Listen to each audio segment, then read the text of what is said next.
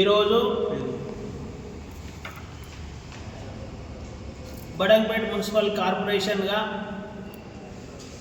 15వ డివిజన్ కార్పొరేటర్గా కంప్లీట్ చేసుకొని 5 సంవత్సరాలు కంప్లీట్ అయిన సందర్భంగా ఈరోజు పత్రికా సమావేశం ఏర్పాటు చేయడం జరిగింది. ఈ పత్రికా సమావేశానికి విచ్చేసిన ప్రింట్ మీడియా, ఎలక్ట్రానిక్ మీడియా మిత్రులందరికీ మనస్ఫూర్తిగా జై భీమ్లు. బడంగపేట మున్సిపల్ కార్పొరేషన్ 15వ డివిజన్లో రిజర్వేషన్లో కార్పొరేటర్గా ఎన్నికయ్యాను. రిజర్వేషన్లో కార్పొరేషన్ ఎన్నిక కావడానికి రిజర్వేషన్లకు కారణమైన బాబాసాహెబ్ అంబేద్కర్ గారికి మనస్ఫూర్తిగా మరొకసారి జై భీమ్ తెలియజేస్తూ ఆయన ఆశయాలను నా జీవితం ఉన్నంత కాలం కొనసాగిస్తానని మీ అందరి సమక్షంలో ప్రకటిస్తున్నాను. బాలాపూర్ గ్రామ ప్రజలు నాకు 20 సంవత్సరాలలో 3 సార్లు నేను ప్రజానాయకునిగా ఎన్నిక కావడానికి కారణమైన బాలాపూర్ గ్రామ ప్రజలకు కూడా మనస్ఫూర్తిగా జై భీమ్ తెలుపుతూ కాలం ఆ గ్రామాన్ని కూడా నేను రుణపడి ఉంటానని, ఏ పదవున్నా లేకున్నా ఆ ప్రజలకు ఎలవేళగా నా అండ ఉంటుందనే విషయాన్ని, వాళ్ళ సమస్యలు పరిష్కారం చేయడానికి ఎట్టి పరిస్థితుల్లో వెనుకపోననే విషయాన్ని కూడా నేను స్పష్టం చేస్తున్నా. మొట్టమొదట బాబాసాహెబ్ అంబేద్కర్ గారికి, తర్వాత బాలాపూర్ గ్రామ ప్రజలకు, మరియు నేను ఒక్కనే గెలిచిన, నేను డిప్యూటీ మేయర్ కావడానికి సహకరించిన మహేశ్వరం నియోజకవర్గ ఎమ్మెల్యే సబితా రెడ్డి గారికి కూడా మనస్ఫూర్తిగా జై భీమ్ తెలుపుతా ఉన్నాను.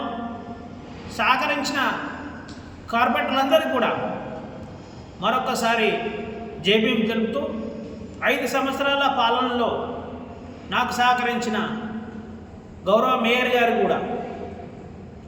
గారు కూడా అదేవిధంగా కార్పొరేటర్లకు ఎంతోమంది కమిషనర్లు పనిచేశారు, 5 మంది వరకు. ఆ కమిషనర్ గారికి, డిఈలకు, ఏఈలకు, మరియు మున్సిపల్లో పనిచేసిన సిబ్బందికి, ముఖ్యంగా అన్ని గ్రామాలల్లో శానిటేషన్ పని, డ్రైనేజ్ పని, వాళ్ళ జీవితాల గురించి ఆలోచన చేయకుండా ఈరోజు బడంగపేట మున్సిపల్ కార్పొరేషన్కు శానిటేషన్ కోసం దాని మీద అవార్డు కూడా ఇచ్చిన, అంటే ఆ ప్రజలకు, ముఖ్యంగా ఆ పేద ప్రజలకు మనస్ఫూర్తిగా జై భీమ్ తెలుపుతూ వారి అభివృద్ధి కూడా నేను నా జీవితకాలం పనిచేస్తాననే విషయాన్ని స్పష్టం చేస్తూ ఉన్నాను. ఏదైతే లోకల్ బాడీ ఉన్నదో, లోకల్ బాడీలో లోకల్ ప్రజల సమస్యలు పరిష్కరించాల్సిన అవసరం ఉంటుంది.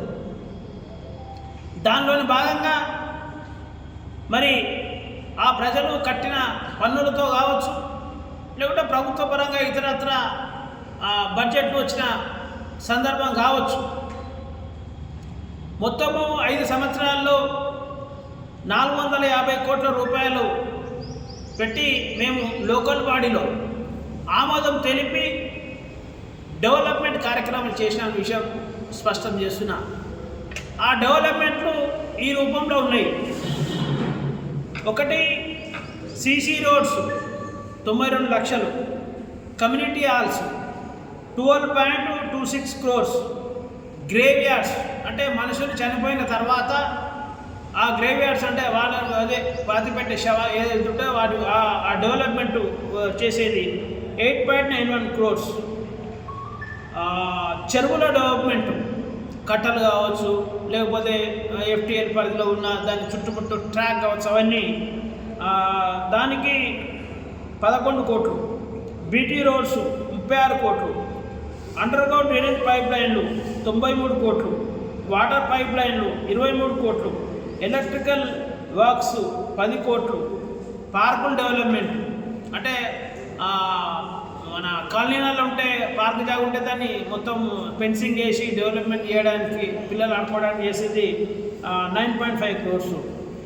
మిస్లీనియస్ అండ్ మెయింటెనెన్స్ అంటే మున్సిపల్లో వివిధమైన ఖర్చులు అన్నీ కూడా కలిసి 39 కోట్లు. ఎస్ఎన్డిబి నాలాలు అంటే హెచ్ఎండి నుంచి వచ్చిన ఫండ్ అదొక 39 కోట్లు.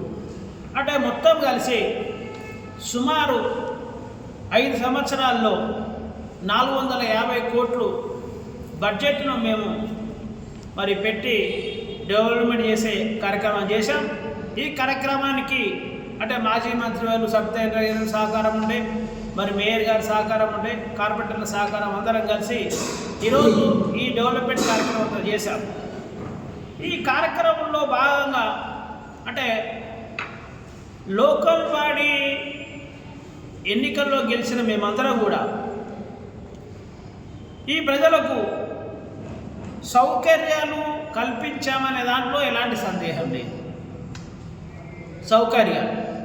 సౌకర్యాలు ఇన్ ద సెన్స్ రోడ్లు, డ్రైనేజ్లు, లైట్లు, మంచినీళ్ళు, అండర్గ్రౌండ్ డ్రైనేజ్, వీటిలో మేము 100% ఈ రాష్ట్రంలో ఎలాంటి కార్పొరేషన్కైనా మేము పోటీ పడే పరిస్థితి ఉంది. ఆ విధమైన డెవలప్మెంట్ చేశాము అందరం. అయితే ఇక్కడ మనం ఒక విషయం గమనించాలి. ఇప్పుడున్న రాష్ట్ర ప్రభుత్వం కావచ్చు, లేకపోతే ప్రతిపక్షాలైన టీఆర్ఎస్ పార్టీ కావచ్చు, బీజేపీ